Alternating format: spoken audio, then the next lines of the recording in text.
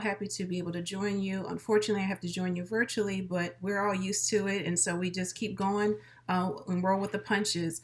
So, I'm supposed to talk a little bit about my presence with respect to my early and mid career, some of the challenges I faced. A little bit of background about me: I am a chemical engineer as my undergraduate degree, then I got a master's in information, and then I got a doctorate to make sense of the other two, focusing on STEM education. So, my undergraduate training with engineering helps me think differently than most traditional education majors.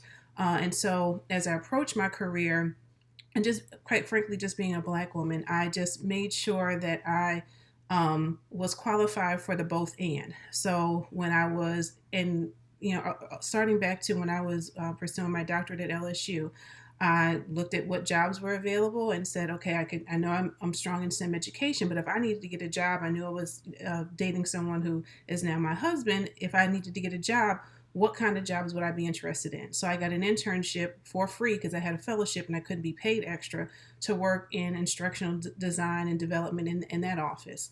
And so when we did get married and we moved to Chattanooga, I was strategic on what type of teaching job I took because I was ABD, and I knew although they would want me to teach chemistry or math, I needed to finish my dissertation. So I took the job that I knew didn't have homework. So I was a computer science teacher and I taught keyboarding and web design, but I knew that didn't require me to take homework home to grade. So I could, in the evenings while my husband was deployed to Iraq, I could work on my dissertation and hopefully when he was done with his tour, I would be done with my dissertation. That didn't work out just yet, but I was almost done by the time he got in. So that set me up for career opportunities at UTC.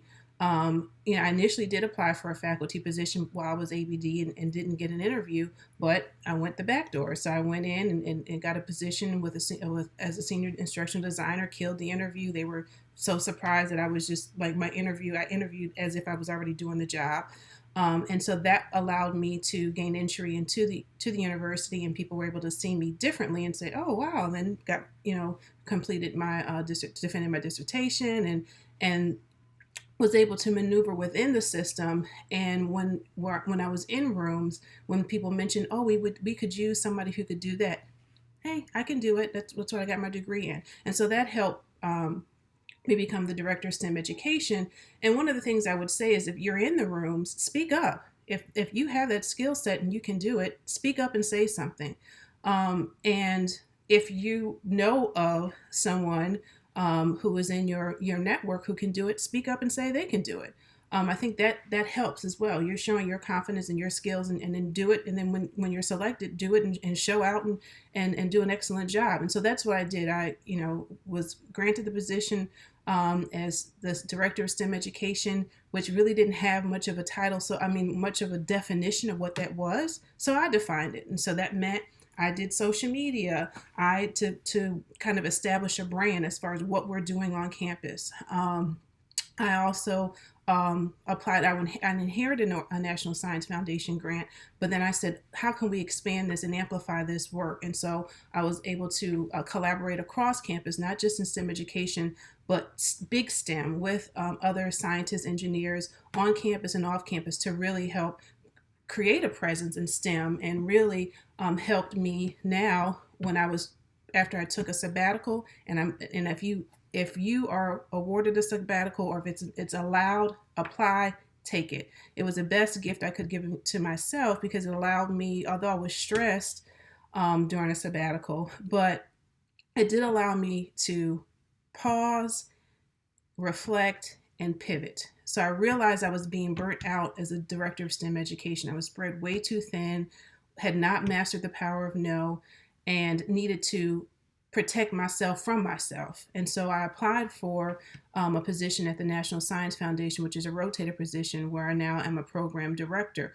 But everything I did up until that point made me a very attractive person on paper, and the interview process and all the stress that comes with that was not as tenuous for me, because I had done so much. Whatever examples they had or whatever questions they had, I had a very clear one or two or three examples to demonstrate my ability to think in this way, to collaborate across, and to really show up. And so going back to the slide where we were talking about cool, really looking for opportunities for professional development. Those are some of the things that I've tried to do, is to branch out. When friends say, hey, this is an opportunity, like Shawani signs me up for things with AABHE, I don't shy away from it because I can see the bigger picture, and I can, and I make sure that I am an asset not only to my campus, but to my network. So when opportunities like this to present come up, I can show up and hopefully be a help to you. Feel free to contact me, and hopefully I didn't go over my time. Thank you all, and enjoy the